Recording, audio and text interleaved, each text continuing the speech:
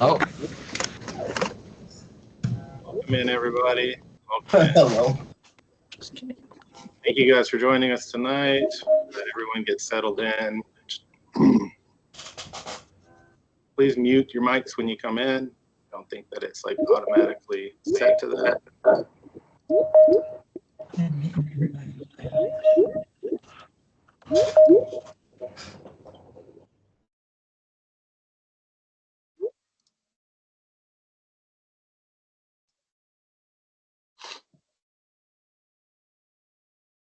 All right, so welcome to the Site Senator Workshop. Tonight we're joined by most of our site senators. Almost everyone can make it. We're going to do quick introductions. They're going to talk about their site real briefly, just to give you a quick rundown. And then I'm going to go over just some general stuff, and then we'll open it up for questions. So my name is Ryan Jeffries. I'm the CSGA president. And I will turn it over to one. Let's do Stanley. Can you introduce yourself real quick? hello, good evening, everybody. My name is Stanley, and I'm the student body vice president for CSGA. And let's go ahead and start things off. Let's see, I see Nihawk. Can you start us off while I pull up the list of all the site senators?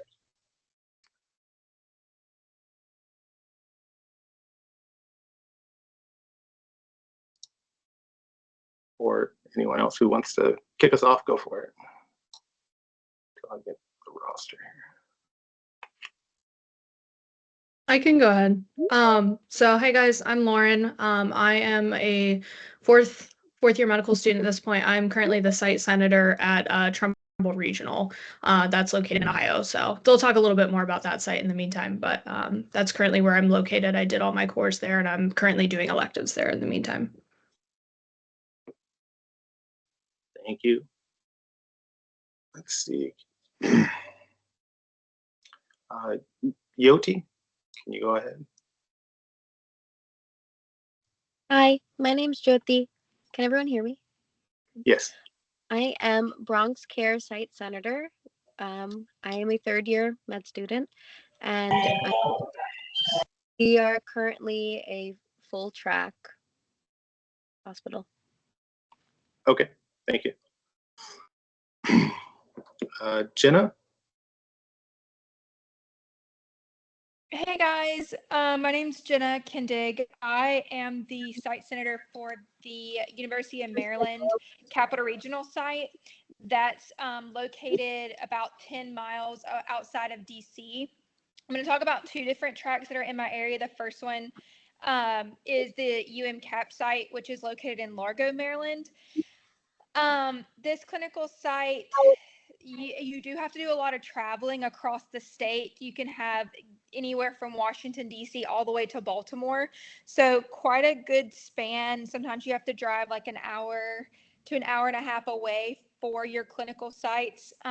Internal medicine is all inpatient at the hospital in Largo. Most of the students live right across the street in some of the apartment complexes that are near. Your surgery is half inpatient, half outpatient. Typically you drive around like 30, 45 minutes away. Psych is half in Largo, half in Baltimore. OBGYN is half inpatient in the hospital on labor and delivery, half outpatient. Again, you have to drive like 20, 25 minutes. And then family medicine is all outpatient. So that would be like you considered your full CAP track site, which is being offered right now. And then there's something called the Beltway track site.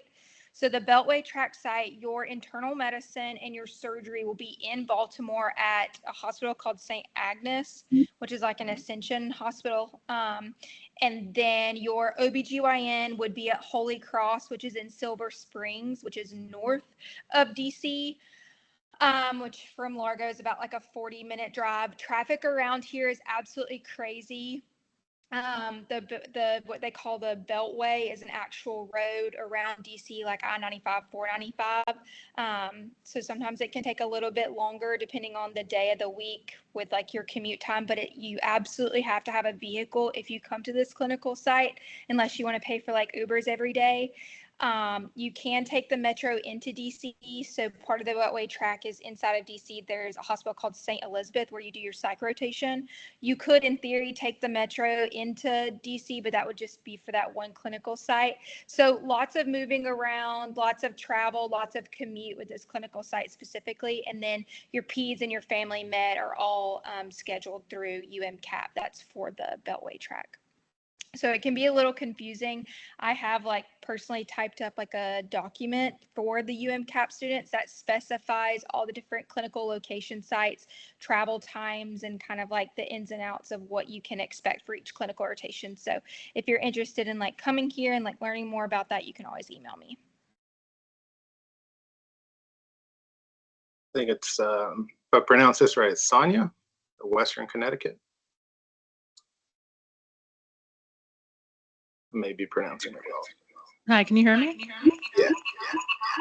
That's gonna do it. Oh, you got some feedback there. Hear me here? Can, okay, good. All right, hi everyone.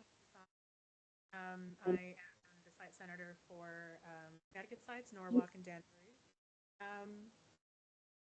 Here as well, you're going to need a car for sure. They say that in our orientation materials that there's gonna be a lot of commuting. You guys can't hear me?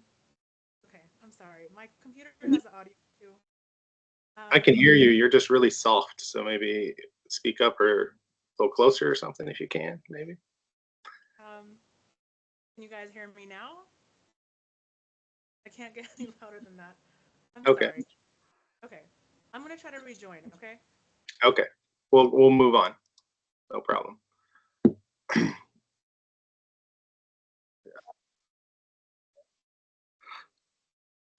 Neha, or Neha, if I pronounce it wrong, I'm so sorry.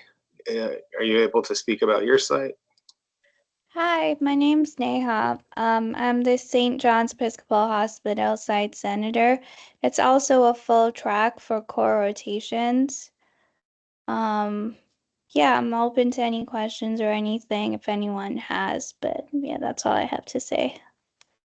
Thank you very much. And we will come back to Sonia. Let's move down to the Midwest. Well, Lauren spoke. Ariel, are you here? Thought I saw him come in. For Chicago, Mount Sinai. Hey guys, my name is Ariel. I'm the site senator for Mount Sinai Hospital in Chicago. So off the bat, being a metropolitan city, a lot of students, they do drive, while there is a large population of people who either take the metro, the buses. So there are ways to get to the hospital. I personally live in an area called West Loop, so it's about a 10-minute commute, 15 if you got traffic.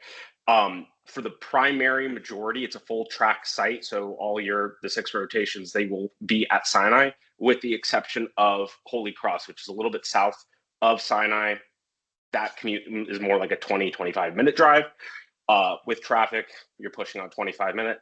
For the overwhelming majority of the rotations, you will be at Mount Sinai. Myself personally, for one of my rotations though, I went to another hospital, which is quite literally across the street, called St. Anthony's, for pediatrics. A lot of students, they will also be at Sinai for your nursery or your NICU rotation. Then there are little clinics scattered out throughout the city. The commute time is effectively the exact same thing. Any questions, feel free to email me, open book, and happy to help. Thank you. Let's go back to Sonia, Western Connecticut. She's back in. Sorry, had to rejoin with my phone. Okay, so as I said before, my name is Sonia. I am the site senator for the Connecticut sites, Norwalk and Danbury Hospital. As I was mentioning before, you definitely need a car here.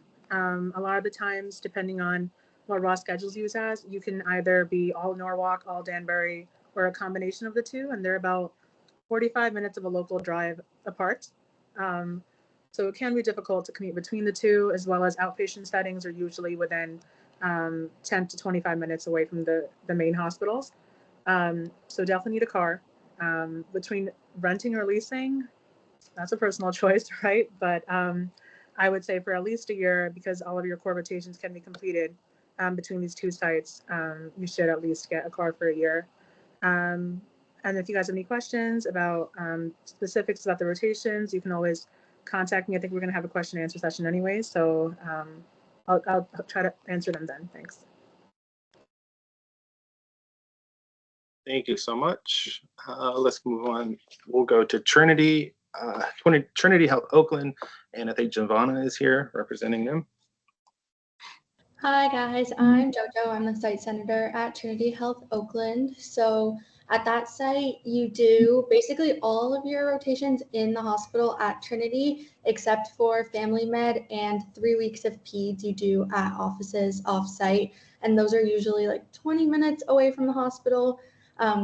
A car is very beneficial here as well. Most students will live 10 to 20 minutes away from the hospital, but just getting around and getting to the clinics and even the hospital itself, the public transit here isn't the best. So you're definitely going to want a car.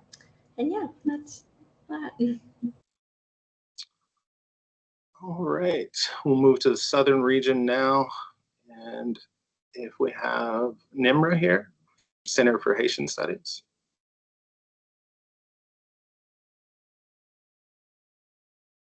No, I don't think she's here. She's not here. Okay, we'll move on. I don't think she's here. I can say a few words. Hi everyone, I'm Stephanie. I'm the region senator. So Nimra is the senator for CHS, which if I'm being honest, I don't know much about. I did my course at Cleveland Clinic and MRM. If you do have any questions on CHS though, we can get back to that later. Real quick, I can add a little 2 cents. I did my course there, so Okay, perfect. yeah, no problem. Hello, everybody. Stanley again. So for Center for Haitian Studies, when it comes time for you to select your preferences, it'll state that Center for Haitian Studies is in Miami, Florida. And there is a specific solo building, I guess you can say, for the Office of Center for Haitian Studies. However, your course can range anywhere from Southern Miami, Kendall, Doral area, as far as Broward, Miramar, Fort Lauderdale, all the way up to West Palm Beach. So students typically try to get like a safe spot in the middle area, which is around like Miramar area.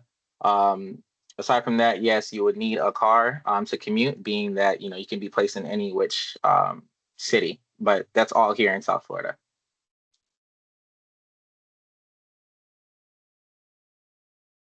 Perfect. Next up would be Alberto for Cleveland Clinic, Florida. He's here.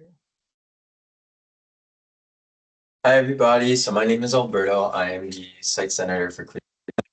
So we are the institution where you will complete your 12 weeks of internal medicine and your 12 weeks of surgery for your 3rd year. And we're open to all 4th years for all kinds of electives and all of the medicine electives, whether it's ICU, cardiology, nephrology, and a lot of surgical electives too, like ortho, plastic surgery, colorectal surgery, minimally invasive surgery. So those will be all available for 4th year students. I know that some of our other, our friends here in Southern Florida, you have, for example, Larkin, to get electives there, you had to have completed your cores there. So something neat about Cleveland Clinic is that whether you complete your cores elsewhere or not, you can still do your electives here. However, we do only have for cores, internal medicine and surgery, those 12 weeks of each. And then for the other 4 cores that you have to finish, you would do those through Miami Rescue Mission, and the Miami Rescue Mission Site Senator Brittany, she's here, so she'll speak on that a little bit, but essentially you would do 6 weeks of peds, 6 weeks of family medicine, 6 weeks of OB-GYN, and 6 weeks of psych at 4 other locations through Miami Rescue Mission. And then somewhere either at the beginning of that, at the end of that, or in between, you will have the consecutive back-to-back 12 plus 12 weeks of IM and surgery here at Cleveland. We just matched, I think, 9 of 13 intern spots were Rossi's for Cleveland Clinic's internal medicine program. most of which completed their rotations, their core rotations, and did sub-Is here at Cleveland Clinic. So that might appeal to you if you're interested in pursuing IM. It's very IM heavy. The CMO at the hospital, Dr. Ross, he graduated from Ross. The attendings for the ICU and for plenty of the internal medicine, like a lot of them are Ross graduates. So it's a really special place for Ross students. They've been where we are and they're so pro-student and they want to help as much as possible. As far as the surgery aspect of things, I think it's a phenomenal place to learn. The program directors, associate program directors for those programs are world-renowned surgeons and have been presidents of the American College of Surgeons, both locally and nationally. They are so plugged into research for being a community hospital where we have only 250 beds or so. They are a huge research output center. We have Da Vinci's, we have 20 plus OR rooms. We have multiple sites that you might end up traveling to, like in Coral Springs, which is 20 minutes away from the Weston Hospital. But it's a really neat place to learn. I will say for surgery, I think right now in the 5 years worth of residents, we have one Rossi, but plenty of other St. George and AUA, MUA students that we're able to get into the residency there. So I think that's always helpful when we're looking at where we're gonna choose to be. How open have they been to taking our students for their residency programs? So I'll keep it at that for now. I think it's a great experience. We're always trying to create more student engagement with workshops and surgical skills labs, with lectures and volunteering events and opportunities. So I'm happy to answer any other questions that anybody has. I'll put my email in the chat as well, but I'm sure we'll have a Q&A session a little later. I saw someone had their hand up. Well, we'll get to questions in just a minute. There's only 3 more people to do their introduction. So next up is Miami Rescue Mission and Brittany. Hi, everyone. My name is Brittany Morgan. I'm a 3rd year in my final core rotation, and I serve as a Miami Rescue Mission site senator. So Miami Rescue Mission operates as a community clinic program affiliated with various clinics and hospitals throughout Miami-Dade, Broward County, and even more. So if you were to Google Miami Rescue Mission, you would see that it's located in downtown Miami, but it's important to note that you don't actually, present to this location unless you like volunteering, but you would go to several other sites. Like Alberto said, internal medicine and surgery rotations will take place in hospitals like the Cleveland Clinic. It's also being offered in like Baptist or Palmetto, which are a little bit farther south in Florida. But I will say that the site coordinator, her name is Melanie, and she does a really good job of placing students at sites based on where they're housed. So if you are interested in rotating with Miami Rescue Mission, I encourage you to find housing first. Make sure that, it's somewhere that you're comfortable, the finances, all of those things. So find somewhere that you want to live first, and then just make sure to communicate with her, where you are so that she can place you closest to where you are. So there's several locations all throughout. So she'll do a good job of placing you the closest. And if anybody has any questions or anything, then be sure to email me. Thanks. All right, next up would be Manali for Larkin Hospital.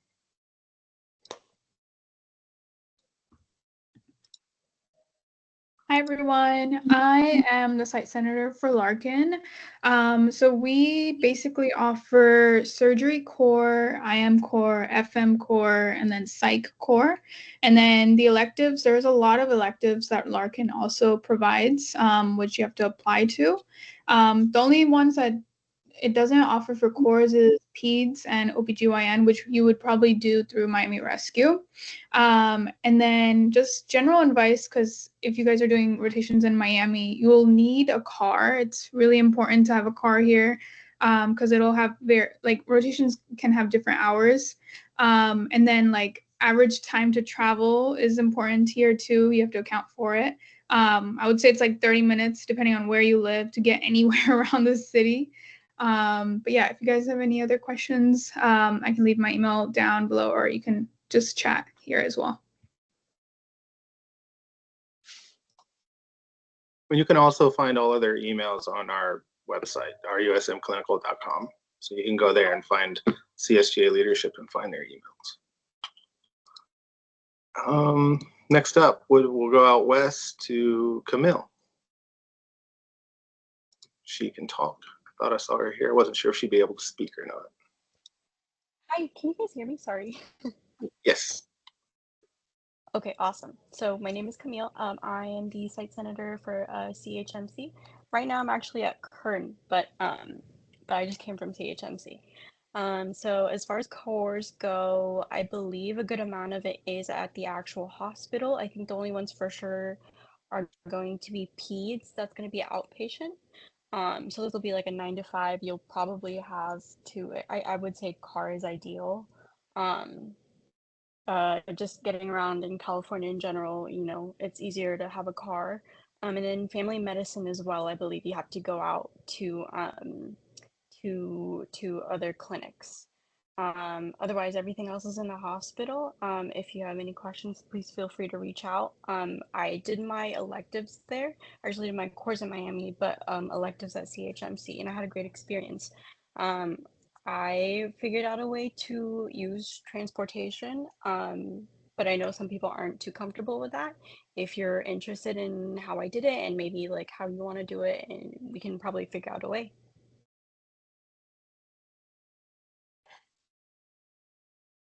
Thank you. And that's all of our sites right now. So I'll take the time to talk about Kern.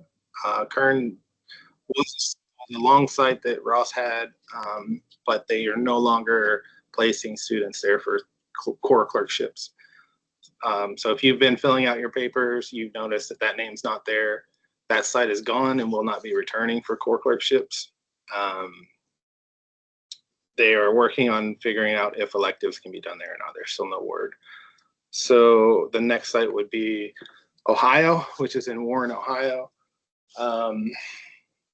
That site, it seems like the hospital is shutting down. We currently have students there. They're still finishing their rotations they're assigned to. Ross is not placing new students there at this time. That's all the information I have on it for Western Reserve.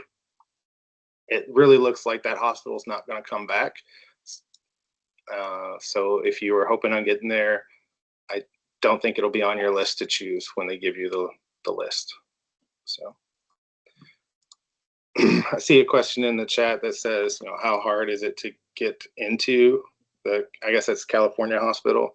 That's kind of, that's a touchy situation because getting assigned to your hospital depends on what's available at the time, because you go into a big list of students who are all eligible, and then they try their best to match you onto the list that you give them for your top 5, but it doesn't always work out that way. You get what's available and you get offered, and then if you deny it or decline to be placed there, you go back to the bottom of the list. So sometimes that means that you wait another 2 weeks. Sometimes it means you wait another 2 months. It depends on how many students are on the list at the time. So that's how it is for all sites. Some other brief things that transcend the clerkship site is, you know, just a general timeline of your rotation. So you all have 12-week 12-week internal medicine, 6-week OB-GYN, 6-week psych, 6 weeks of family, and I feel like I'm missing one.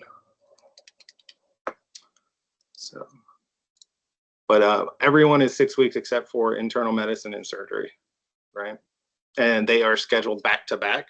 There are no breaks. You'll finish one on Friday, start another one on Monday. So you have to kind of schedule your shelf exams in between. If you schedule them during the work week, the sites will get upset with you. You should schedule them for the weekend. That's been my advice to everyone. That's what was given to me. The sites are usually pretty good about giving you a day off. I think Ross allows us a day off for studying for that. The return, I'll talk about that in a second, the return to home. Let's see, anything else is just general. had a question from last time. Does everyone start on the same rotation? No, everyone does not start on the same rotation. You can start within any of them. And then you can even be separated from the people that you start with. So just because you start with them on OB-GYN doesn't mean you'll be together on your next one. If it's pediatrics, for example, they may be assigned to something else. All right, let's see. We got some live questions in the chat here.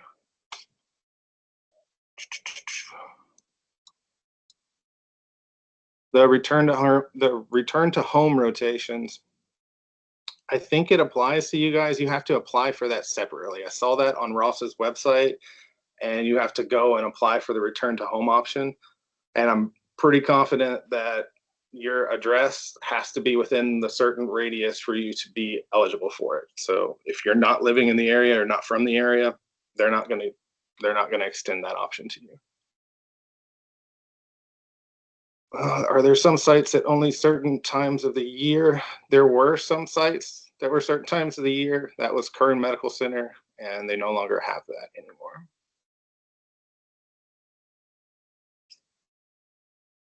I don't think Danbury, do they enroll once a year, or do they do it like rolling enrollment? Do you know? Yeah. So Connecticut is only one-time admission in May. So the starting class all starts at May because we follow the schedule of the Vermont students that rotate here as well. Perfect. Thank you. I think those were the only two sites that do yearly enrollment, was just those two. We don't know the rolling dates for California Hospital. That's a Ross thing. What it means with rolling is like at any time that a rotation ends and a new one begins, which is every 6 weeks, and new students could potentially go in there because the old students are getting finished. So.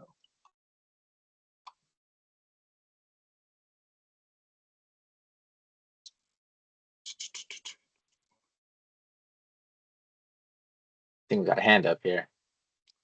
Sorry. Yeah, I was looking at the chat. Go ahead. You have your hand up.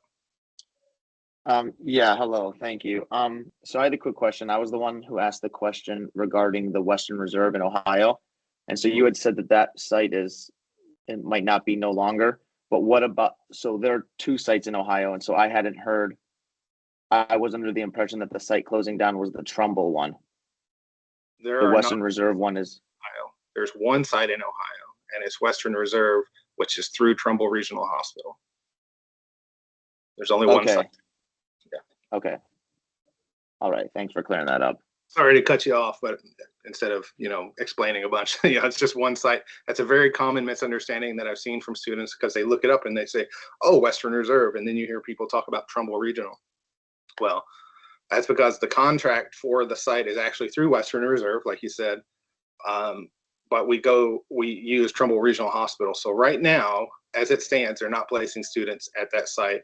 They could work it out so that they use another system within Western Reserve Education System, but I don't know of anything right now. It says a new thing that's happened just a couple of weeks ago, that it came down to or not even a couple of weeks ago, like a week ago, I think.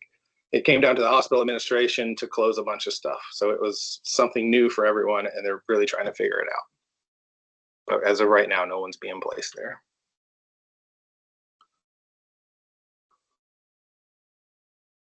Right. Thank you guys for answering questions in the chat. It's a big help. If you guys have specific, questions you'd like to ask the site senators, by all means, they can speak to. I'm just doing my best to answer what comes up.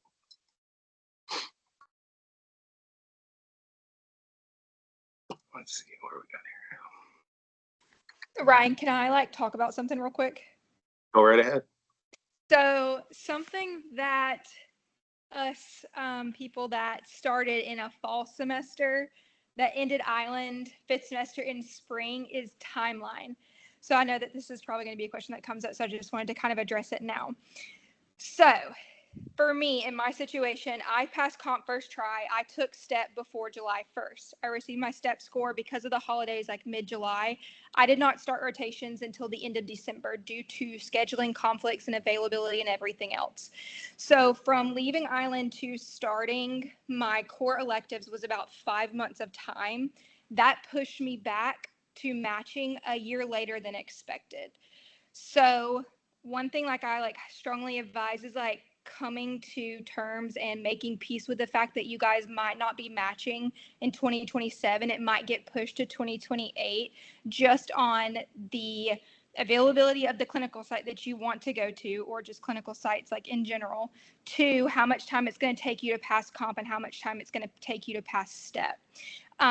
Realistically, you guys we're told that you'll match in 2027, but if you don't start core rotations by July, and I say by July is cutting it extremely close, then you guys will match into the following year. So, which can work in your benefit because that gives you more time to volunteer, do your sub internships, do some research, make your resume and your CV look great if you want to match into a competitive specialty. But I just want to put that out there because that's something that a lot of people in my class got extremely disappointed about because we weren't made aware ahead of time and we weren't able to make peace with that.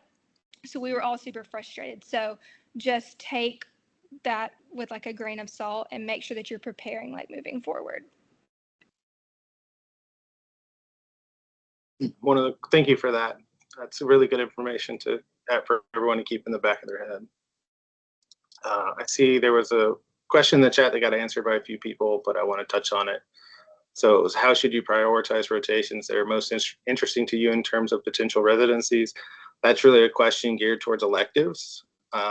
If you know that you want to be in the area, like someone's answered this, if you want to be in the area, then it would be good to try to get to a place that has some electives there so you can do sub-Is in the specialty of your choice. There's also, if you aren't lucky enough to get to where you want, you may still be able to go do electives there and still make that connection as well. Let's see.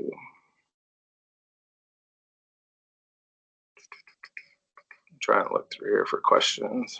So if admission is May, can we not get in until next year? Oh, that was a follow-up to something else, sorry.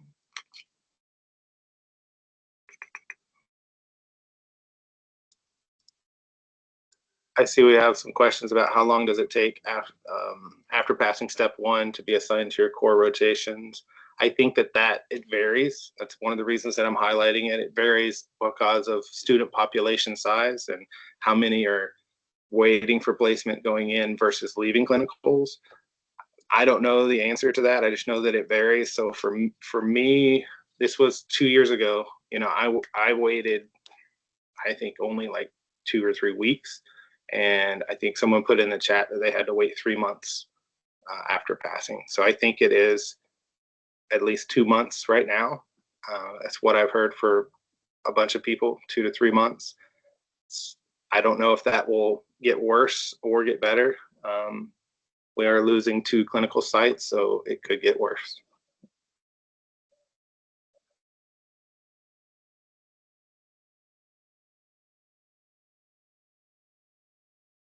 I recently heard IMGs are not able to participate in VSLO anymore. I was wondering if anyone has any more information on that. IMGs from Caribbean schools were never allowed to participate in VSLO. That is a AAMC application process, just like ERAS, and they don't allow international schools to participate in ERAS either. That's why you have to purchase your own token. So VSLO doesn't allow anyone to join that's not a US school. They do have a world partnership program, but the Caribbean schools don't qualify for that because they don't have a home institution where they actually teach their students clinical rotations. They send everyone to the United States or try to send everyone to the United States. So that's why the Caribbean schools don't qualify for the world program. You have to be able to take students from the United States who want to go do their clinical rotations in another country, and none of the Caribbean schools do that. So that's why we can't participate in VSLO.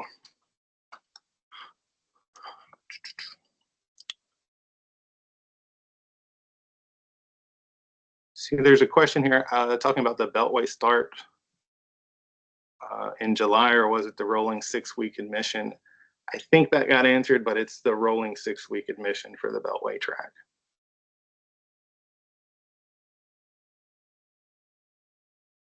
Jenna, you have a question here. Can you please talk more about the major clinical difference as far as OB-GYN rotations between the two tracks? Yeah, so I did OB at UMCAP, and that's like my specialty of choice. That's what I'm going to apply to for residency. And all of my other friends got to do it at Holy Cross.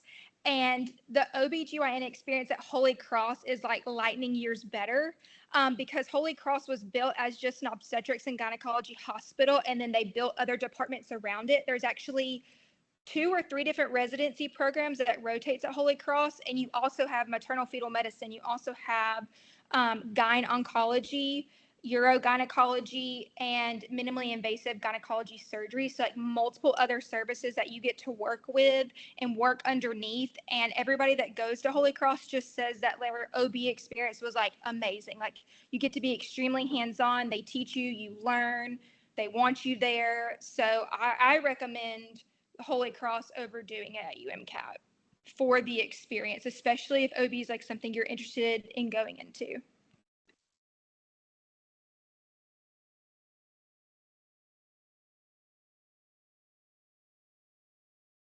Ryan, you're muted. We can't hear you. Thank you. Thank you for pointing that out. I would have just kept talking. Uh, so there was a question in the chat about California, and that there's only one site right now. That is correct. There's only one site. They are trying to form a new partnership with the hospital. I have no idea where it is. I don't know anything else other than they are negotiating to get another site in California. When they figure that out, they will announce it. I hopefully soon, so we can give students a question, or an answer to their question about Kern, what they're going to do with electives. Go ahead, Joseph. You have your hand up. Yes, I want to ask Alberto if there's any possibility of doing a radiology elective at Cleveland Clinic, Florida. There absolutely is. So I think I sent in the chat, I'll send it one more time, a little screenshot of there. You can when it's time to select your electives, you can do it through the MyRoss portal when it opens, or you can do it that way or through Cleveland Clinic's website itself. And it has to be, just make sure it's the Florida Cleveland Clinic website. But when you get to the Florida Cleveland Clinic website, and I'm going to go ahead and link it as well. I'm going to send a screenshot of the available electives that Cleveland Clinic has. And these are come first. What's the expression? First come, first serve. First come, first serve. They're not just open to Ross students. They're open to some of the other institutions they're affiliated with, like St. George and MUA. So there's a limited amount of spots per month. You do apply 4 months in advance. I just sent a screenshot of the part of the application that they have posted on their website where it outlines which ones they have available. You'll notice that some of them are in bold because those are the ones that are associated with a residency program. If you're interested in electives being associated with a residency or fellowship or ACGMA accredited training program. And then here is the link for the undergraduate medical education website where they have an FAQ section and they list all the electives available too. Hopefully that's helpful. But I do see radiology is on there. It's not ACGME accredited, but it's there.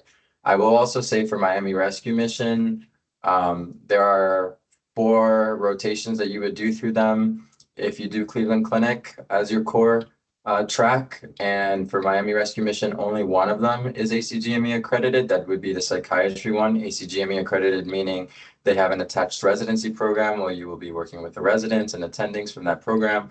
PEDS does not, it's OB-GYN does not, and Family Med does not. For those, you would just be working at an outpatient center for those 6 weeks per rotation with likely 1 or 2 attendings, maybe one or two max other students, and no residents. It's neat because sometimes you get a really, really great attending and you get a lot of one-on-one time and you grow a lot. That's how my family medicine rotation ended up being. My peds as well, my OB-GYN. I know it can be a hit or miss though. Some people got preceptors where they felt like they weren't learning too much. They weren't able to be hands-on. So I will say that.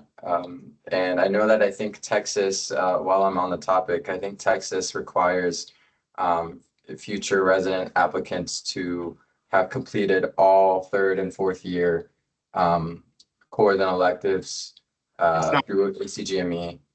I'm going to cut you off there because it's not resident licensure. It's like medical licensure after residency that looks into that. So you can still go do your residency and get your temporary license fine in Texas, but it's after residency, you have to get your unrestricted medical license, and that's where they look at your stuff, your education.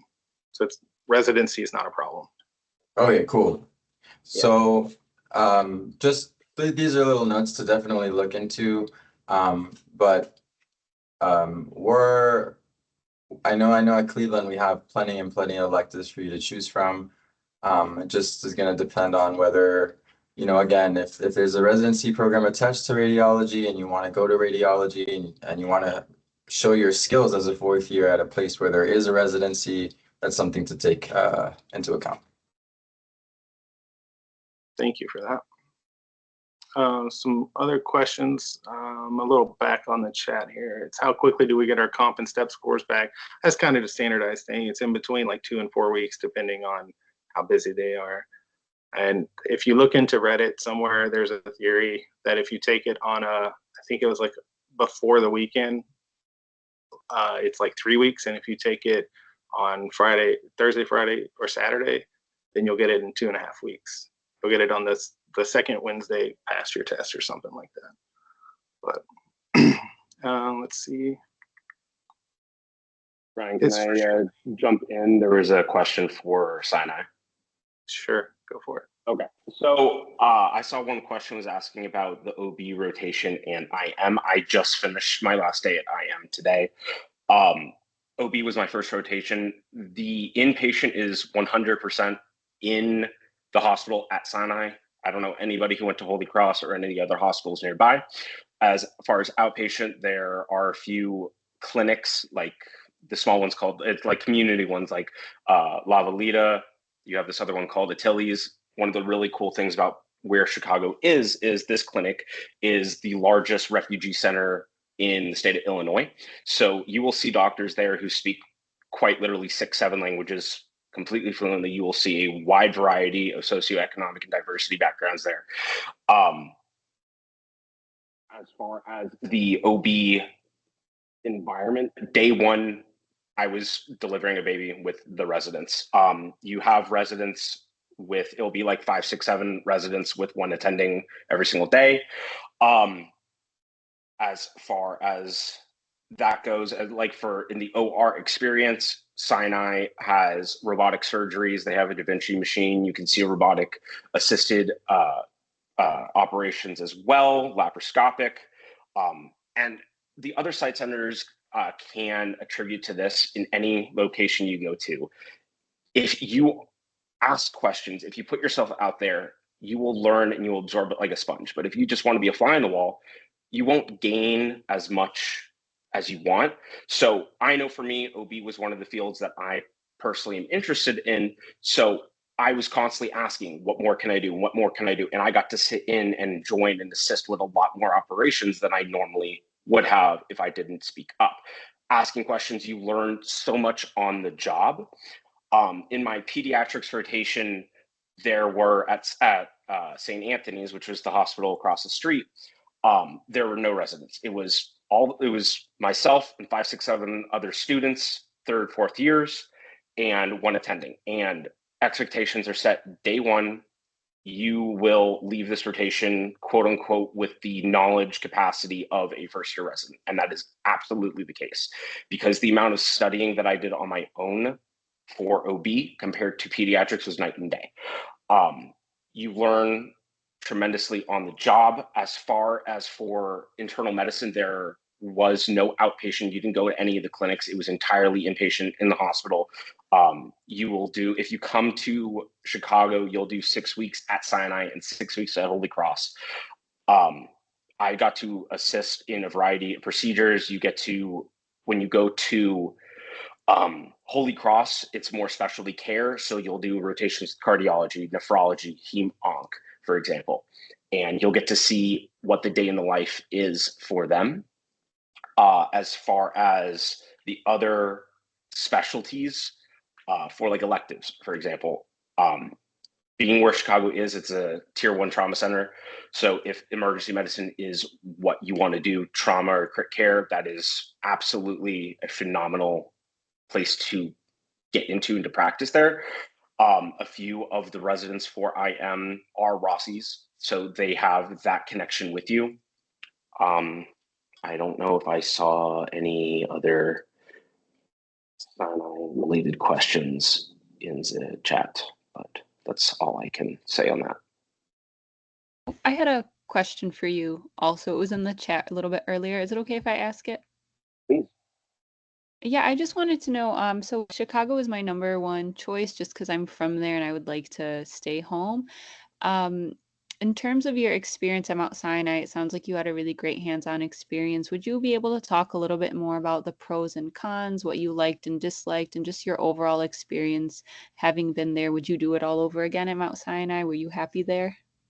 So admittedly, Sinai was not my first choice because I'm from South Florida. I wanted to do Cleveland Clinic. I wanted to be in that area, family and all that. So moving was a non-desirable, but I truly have loved the environment that is here. Pros, I mean, work-life balance is really important when you get into this stage of your training.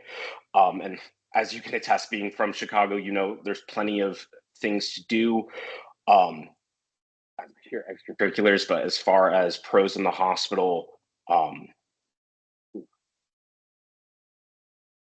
gonna have to sit on this one for a second. I will come back to you. I promise. Don't let me forget. Okay, thank you. One of the questions in the chat, which I saw a couple times, was asking about scheduling your own core rotations. Ross does not allow that. You have to do core rotations where they assign you. Another question was talking about like how long or what would happen if you didn't accept it. I think you go back on the list and it can be anywhere from 2 weeks to a couple months before it comes back up again. Has anyone heard anything about sites coming to Georgia? No. As far as I know, Ross doesn't have any plans to get a site in Georgia.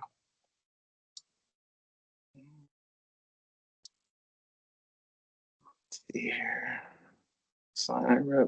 Camille, you got asked to speak more about your experience. Do you feel like you got the opportunity to be hands-on, had enough time to study for shelf, and etc.? So if you'd like to speak on that, go ahead.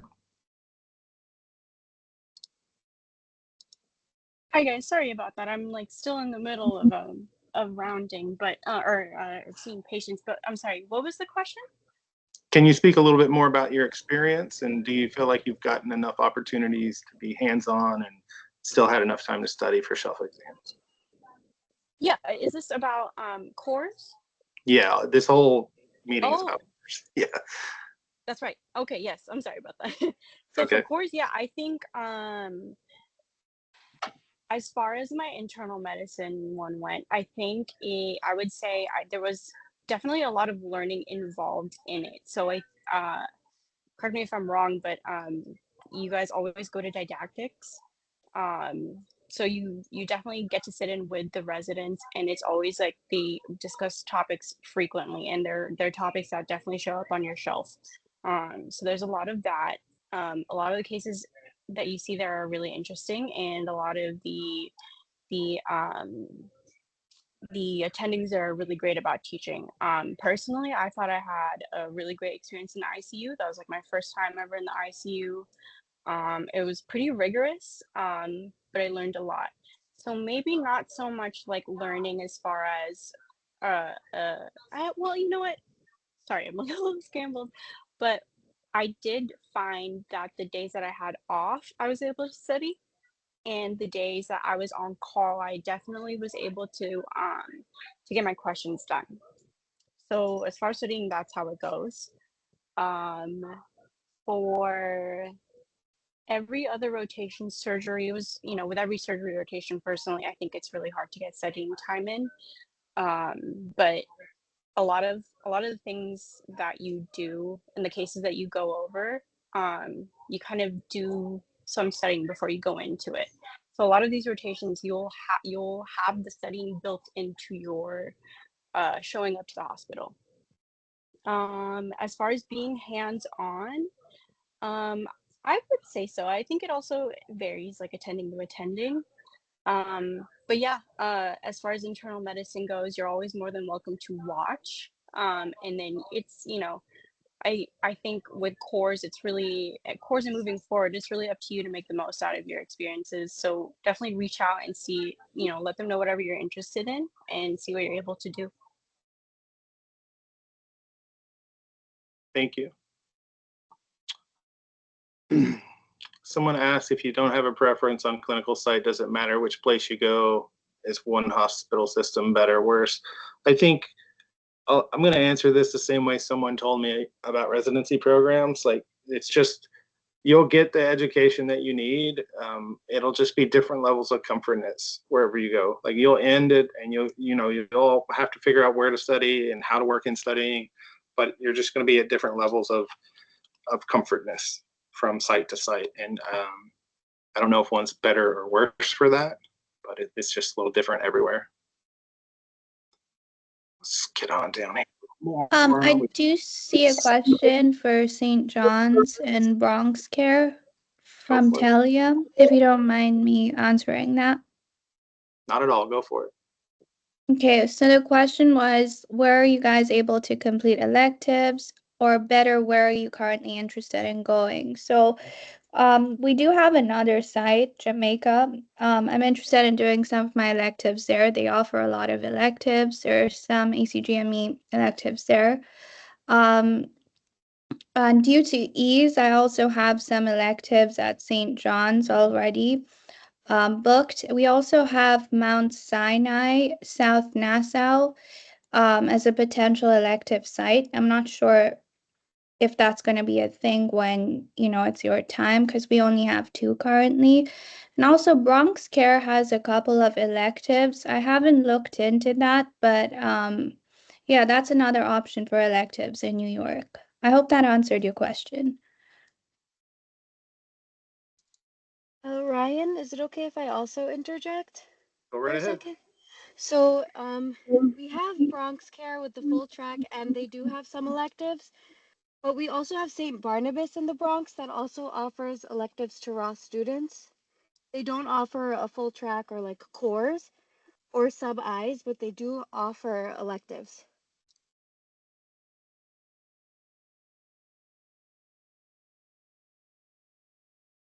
Thank you.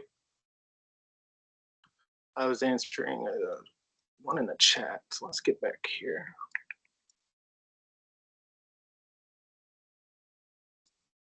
Someone asked, what happens if you don't start your rotations in the 90 days? Like if you wanted to wait and find a spot somewhere else. Well, that's a unique thing that the newer cohorts are having to do with, because Ross suspended a lot of the timelines and stuff for that during COVID, and they've just recently, like 6 months ago, re-implemented those. So Ross does have a 90-day start policy. I don't know.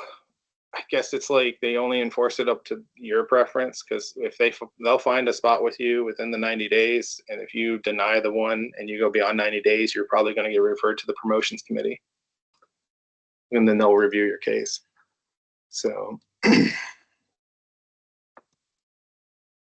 I see that someone answered that this is a new rule put in effect last fall. You have to start within 90 days. And if none of the spots you ranked have spots, they'll respond to you via email and let you know what other options you have. Okay. When I went through, they tried to match you to your top 5, and if they couldn't match you to your top 5, they put you wherever you had a spot. So they didn't even contact you to reach out. I started my rotations with someone who was like, I didn't even have this place on my list to go. but they put them there.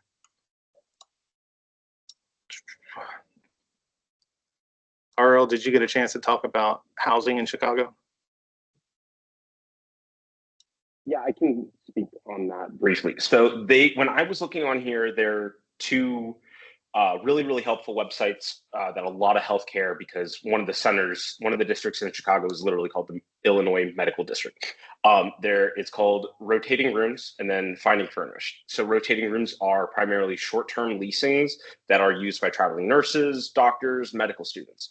And everybody's fully vetted. It's very safe. I strongly do not advise going on like Facebook Marketplace or anything like that. Scammers are galore. Do not use that site whatsoever. I unfortunately know people who use that and were scammed. So those are good ones. I have a PDF on my computer that I can post in a little bit. Chicago has this whole document effectively of the various buildings and apartments and housing that are rent controlled, affordable housing that students I know take advantage of. I advise to not live within, I think it's like a 3-mile radius of the hospital. Most people live either in the Illinois Medical District or in West Loop. I know a few people who live in South Loop area. But in general, if you want to save money, I mean, really, really save money, find a roommate, because there are parts in the cities that can get very expensive. But as far as finding housing, like for context, I put it in the chat earlier, like I got my pass for August 27th. I started on the 21st. I signed my lease, I think like a week before I came here. So realistically, it's very easy to do it. I did my whole entire thing online, getting my lease, getting my apartment, all of that. I had a friend who was already rotating here co-view the building. It's fairly easy to find housing, but as far as that, I think that answers that. Thank you. There's a question here is how long does it take for Ross to verify your step 1 application? I know that some people answered this in the chat. I just want to highlight that the longest part of the step 1 application is your identity verification. So just make sure you have that done, and then everything else is pretty quick. Is there a deadline window for starting rotations in order to still finish in time for match? I would say yes. There's not like a hard deadline that anyone would tell you, but if you don't start your course by, I mean, if you start them in June, you're going to be very hard pressed to make it. If you start them in July, you're not going to make it, in my opinion. There's going to be some sort of delay that happens, whether it's studying for step 2, whether it's placement in clinicals. You're probably going to be delayed. Wait, say that again. If you don't start them before July, you're going to be delayed. You won't make, well, like, it'll be hard to finish everything on time, in my opinion, just because of how everything works in the timeline. So you have to be eligible to start your job as a resident July 1st. And so if you're not starting your core clerkships, which take a whole year to complete until July, and then you have another year to complete your elective clerkships, which takes up most of the year. Even if you were to finish at the beginning of June, you'd have to get a special graduation date in order to like make it to your residency in time. So it has to do with being able to have enough time to get everything processed through Ross and ECFMG to be able to make your start date. So starting in July or August, that's going to be very hard to make a match date of 2027, right? That's your match days. That's your year. Is that right? It's not next year, it's the year after, right? Yeah.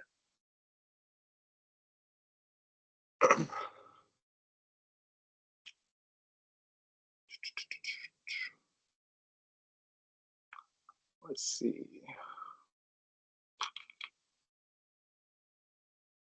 I had a question for Brittany, if you want to talk a little bit more about Miami Rescue, about which sites are outpatient and inpatient.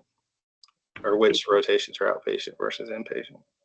Okay, so the two that I had that are inpatient are the internal medicine and surgery, but that was a different. Technically, that's a different track. That's Cleveland Clinic. So it's under the Miami Rescue Mission umbrella, but those are the only two that are actually in the hospital. But I think now they're offering internal medicine and surgery like in Palmetto, which is South Florida, and also at Baptist, which is farther south. Cleveland Clinic is in West, if you don't know. So that's a little bit like closer, farther north than like the south, like Miami Beach or whatever. But everything else, like for family medicine, psych, peds, OB-GYN, all of those are at outpatient clinics. So where you would, go in the morning, hang out with your preceptor, see what they see, go to the hospital, whatever they do. Psych is inpatient. I'm sorry? Psych was inpatient, not outpatient. Oh, you're right. That's true. Yeah, that's true. I didn't see it that way, but you're right. Also, for my Rescue Mission, all of the students who are rotating through psych for cores, everybody goes to Southern Winds. So I know that before I mentioned that you'll be placed at a site based on where you're living, and that is true, except for that site. So because it is, a psych hospital, everything there, it's all psych. That's one of the best places for us to learn there. But, if you're living, like for me, for example, I live in Tamarick. So it was like a 45 to 50-minute drive down south in the morning, and that's where the traffic is craziest. So that was the only one that was just really out of the way for me. But then again, it's only 6 weeks, and then you get to go somewhere else and start over. So any specific questions? I don't think so. It's hard to, somebody was emailing me, I think they're on the call too, and we were just emailing about it. It's hard to have like a list specifically with all the sites because they come and go. The partnerships, they get new ones all the time, and then, some doctors they don't work with anymore. So they're coming and going so frequently that it's hard to have a solid list to just look through and see exactly what's offered. So that's tough to come up with. But I will say that the coordinator really does do a good job of placing you at places within like 20 minutes of wherever you're living. So I hope that won't discourage you. Like I said, the only time that I actually went to the Miami Rescue Mission in downtown was just to volunteer, but you don't actually have to do that. So I think that's pretty much it. Thank you. Let's see. We have a request for a couple site senators to speak, and I'll get back to them. There's another question I want to touch on, and also say like we're at the 1 hour mark. We'll keep going. If anyone needs to leave, who's attending, go ahead and leave from the attendee side. This is recorded, so we'll try to answer all the questions so that people can come back and see the answers to anything that they missed. So one question was, are these all 12-hour rotations 5 days a week? No, they're not 12-hour rotation 5 days a week. It's highly dependent upon what site you're at. For example, Miami Rescue Mission, if you go to an office, you're going to have office hours. If you're in the hospital, you could be doing 12-hour days. So it just depends on where you go. Can you do cores in Mount Sinai and South Nassau? I don't think so. We don't have a core track there. Let's see.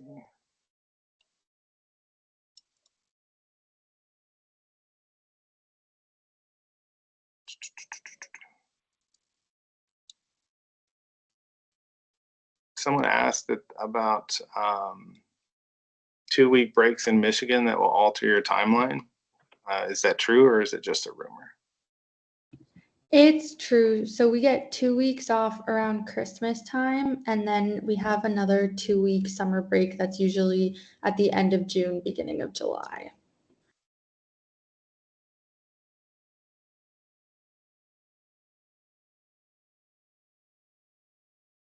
All right, there was a request for, I think it was, let me find it again. Here's Miami Rescue, and then there was a request for Jyoti to talk about Bronx Care. I don't know if you've already answered the question in chat. Just tell me you've done that. We can move on. If it was the question from Sushma, I actually answered it in the chat, but I think that actually goes for everybody. When you have downtime, use it wisely, use it to study, download the UWorld app on your phone if you need to. Just make the time that you're at the hospital worth it. Thank you. Thank you. And then there was a request for the Michigan site. If you wanted to speak about your experience, and if you've answered in chat, we can move on as well. Just let me know. Yeah, I can say a little more. So I'd say I've generally had a pretty positive experience so far. So I'm in my 4th rotation right now, and I've done ped, psych, OB, and I'm currently in the middle of surgery here. We do get weekends off in all of our rotations, except you work one Saturday and one Sunday on surgery. So that is one thing that is really nice about here.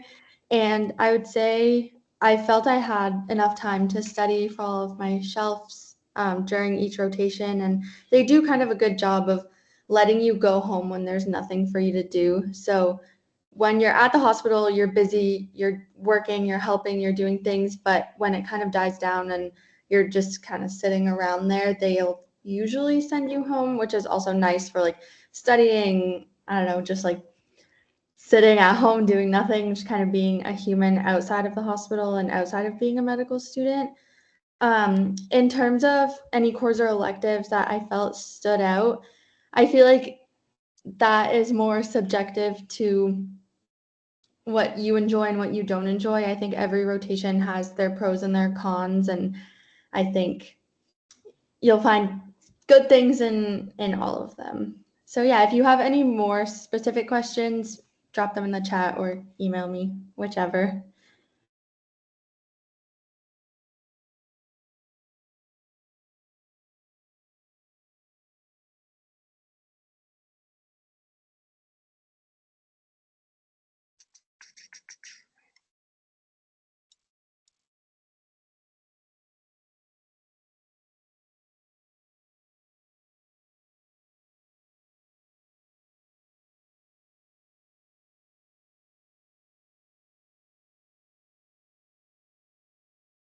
Sorry, trying to find the location where I was on these questions here. There's a general. Yeah, go ahead. Can we also just touch upon Bronx Care's UTalks policy and how students, if they can get there a week early, it might just benefit them so they can get their IDs? Yep. Go for it. So Bronx Care has this policy for students.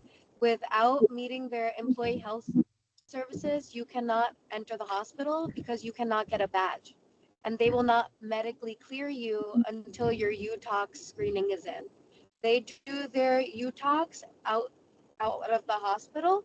So it takes them at least a couple of days to get back for you to get your medical clearance. Most of them don't penalize you if you can't get into the hospital, so you don't have to worry about that. But in order to hit the ground running, it's best to just come a week early so you can at least start getting your ID, because after that week, your medical clearance comes in, then you need to make an appointment with security, and security needs to give you an ID, and that can take some time too. So it will benefit you to come a week before you're supposed to start your rotations there. Thank you. There's a general question. If you rotate at one spot, does that put you at a disadvantage during residency applications in terms of connections? I mean, the answer is it could. It could, because if you're going to apply to a bunch of places, and if you really like a place, you should go there and put a face to the name if you can, you know. Although I will also say there's been plenty of people that do most of their electives and cores in one spot and they match just fine. So it's really a question of, I don't know, like it might not. So I also want to take a second and talk a little bit more about the timeline. I saw a lot of questions about, match timelines, and the statement I made about, if you don't start by July, you'll be hard pressed. That's because you still have to complete 90 weeks of elective rotations. So 90 weeks there's 52 weeks in a year, so that's 104 weeks in 2 years. So, and you're just under 2 years. So can you make it? You can, but that means you do not have a lot of time for delays. You do not have time to fail a core clerkship and retake the exam. You don't have time to take 3 months off to study for step 2. You have to really crunch everything together. And then maybe you will have to even extend some of your electives, meaning that, so our electives that we have to do, we have to have 42 weeks of electives. So that's a weird thing, right? 42 weeks, how do you get that when they're all 4 weeks long? Throughout the year, you have time periods to where your elective will end and you will have a week off. And you won't do anything because the next elective doesn't begin until the first full week of the next month. What you can do is you can extend that elective out. You can extend the one that you completed out maybe to do a 5-week elective. And now you've just got another week of your elective. So you really have to look at the calendar, try to finagle that in so you can make up some weeks. That's what I meant by it'll be very hard pressed. There's a lot of people that do it. There was a question about how do US schools still make it if they start on July, and that's because they have better scheduling. They don't have delays in their scheduling. They go straight to their clerkships. Ross has delays and stuff sometimes. So I just wanted to highlight that. You can still make it. It's just going to be very hard, and you will not have any delays, and you will not have very much time to have dedicated studying.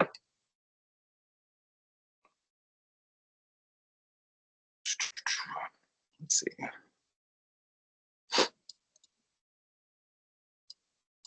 There's a question about ACGME accreditation and core rotations. If you want to know more about that, you need to email the clinical advisors and tell them that you want information on where you could go for this, and they can tell you more. We don't have that information.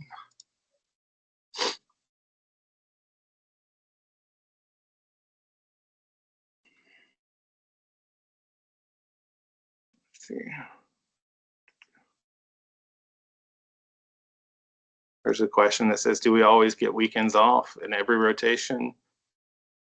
I had every weekend off in my rotation, but if anyone else has a different experience, they can talk about that.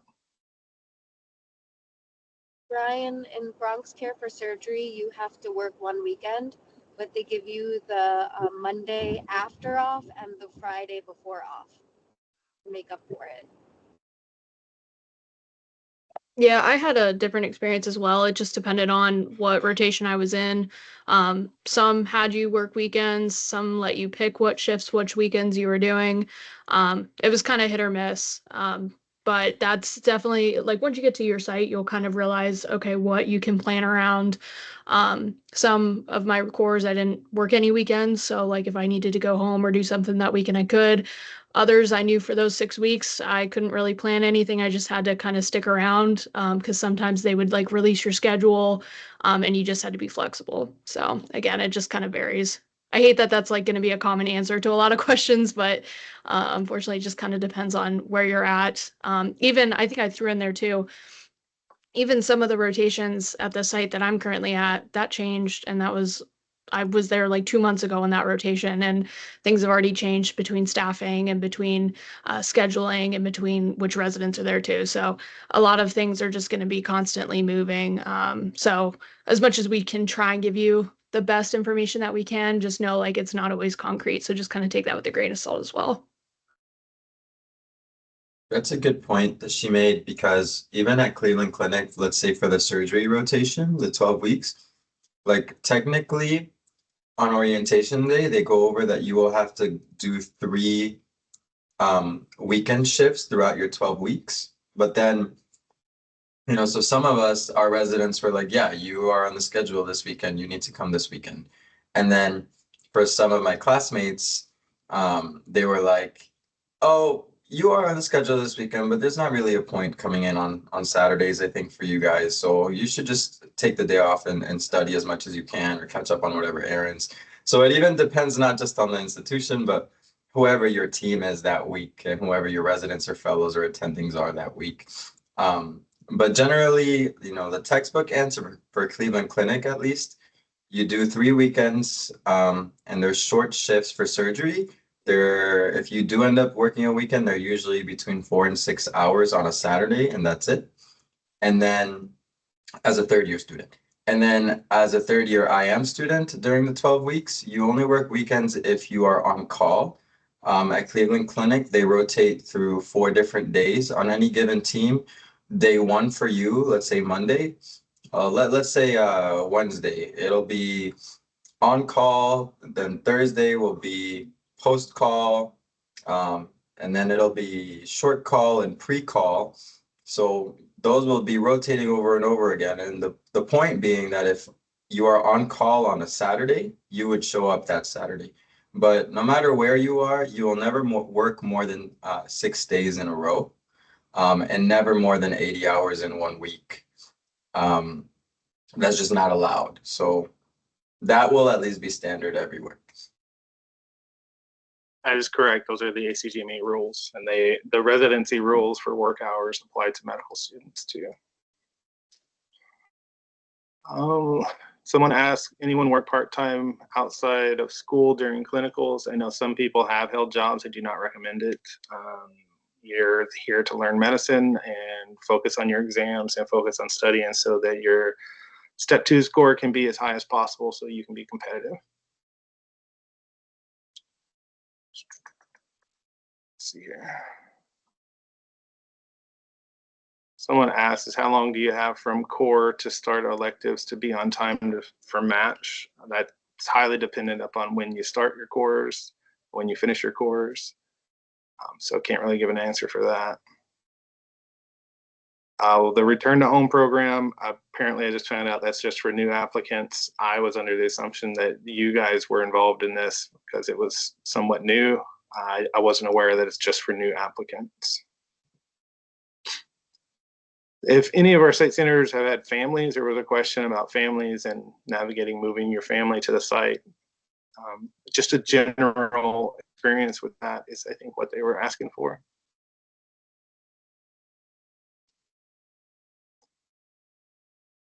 Does Ross continue to give outside resources for step 2 and shelf studying? They do. They give you AMBOSS and UWorld.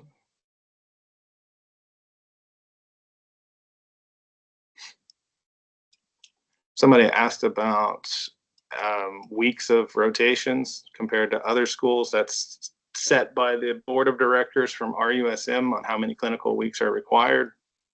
We're at 90. Our sister school, AUC, is at 80 weeks, so it's a 10-week difference. There is talk of us being reduced, but that is based on the new curriculum. So if you are part of the new curriculum where you have more clinical experience on island, then you would be eligible for that, is my understanding. And if you're not part of the new curriculum, you will finish under the old one.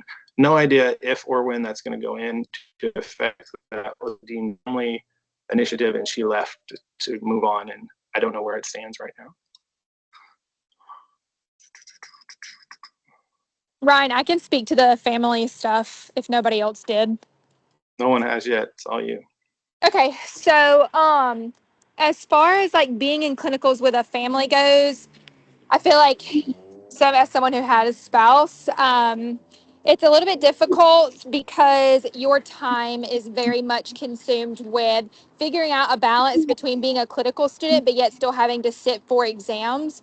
And these exams are NBME standard, so we all know how much effort we have to put into those type of exams when they're standardized for every medical student in the country. So, you're not going to have a lot of time at home. Your time mostly is going to be spent at the hospital. I personally stay extra at the hospital to study because whenever I come home, I would like to decompress with my spouse. I want to have some free time, watch TV, unwind. Sometimes you do work 12-hour shifts. I know for our OB, you do 3 weeks in a row of 12-hour shifts. And that does include having to do night shifts and day shifts. With the commute of having to travel here, there, and everywhere across the state of Maryland, that also cuts into like some of your downtime. At UMCAP, we also do have to work weekends. Not every weekend. It depends on the rotation. Like you work every 2 weekends back to back. So 2 weekends you have off, the next 2 weekends you work. 2 weekends you have off, and vice versa. and it's also like clinic site dependent. I can't speak to like people who have children. I will say that as a site senator, I get emailed all the time about how we're not being accommodated to people with families, and I will say like they aren't. That's just part of being in medical school, and there's going to have to be certain sacrifices that are made. Unfortunately, it might not be like that at every clinical site, but UMCAP has a extremely strict policy about time off. You do not get sick days. You do not get vacation days. The only time that you get off is for conferences and for STEP. If for some reason you get the flu or you get COVID, then they make you make those days up on a weekend. So, you know, that also needs to play a factor in like where you're choosing to go, is if they are a little bit more family friendly versus not.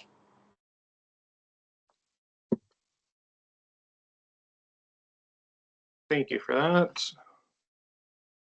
I think that I've gotten through the questions that are in the chat.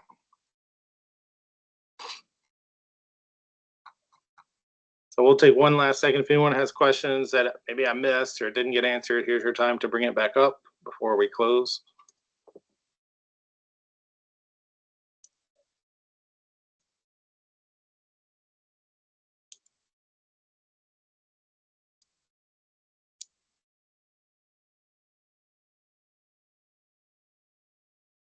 All right, if anyone has questions, they can reach out to us. I will give the email list to Jonathan. He can get it out to everyone on the medical science side.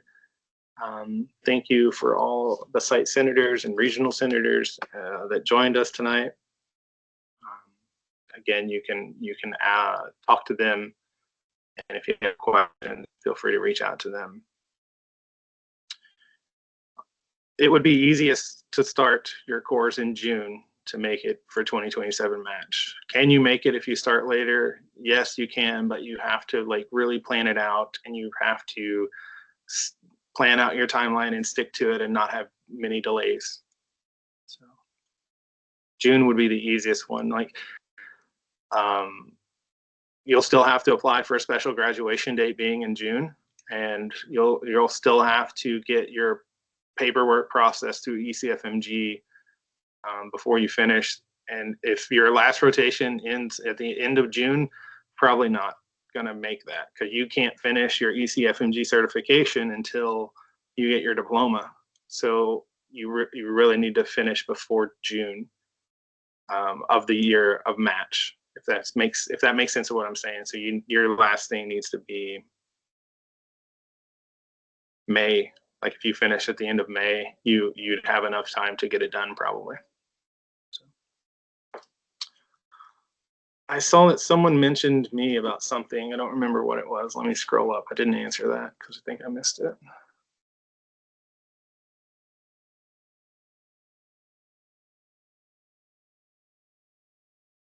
Oh, it was the return to home stuff. So I did answer that. Okay, cool.